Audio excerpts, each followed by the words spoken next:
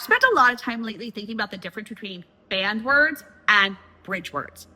Some words are cute, but they don't build mathematical meaning. So take, for example, 𝗄𝗍𝗶𝗴𝗏.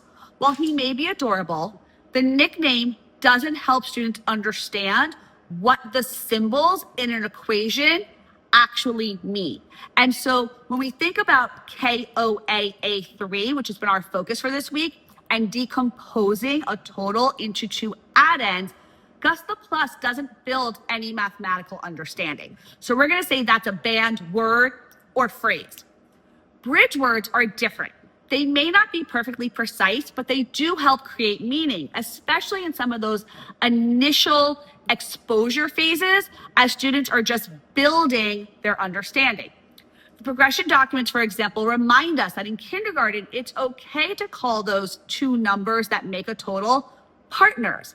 And then in fact, we often say total in kindergarten instead of sum because SUM and SOME are tricky homophones for 5-year-olds. So we're going to say these are bridge words. They support understanding before formal language develops. Now let's talk about the equal sign specifically. Instead of reading something like this as 10 equals 7 plus 3, initially we as teachers want to read it as 10 is 7 and 3. This reinforces that the equal sign is a relationship and not an instruction to calculate.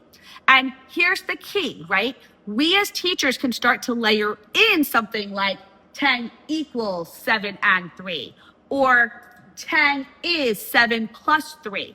But in kindergarten, students only have to be receptive to the word equals. They do not need to use it productively yet because equations do not show up in the standards until grade 1.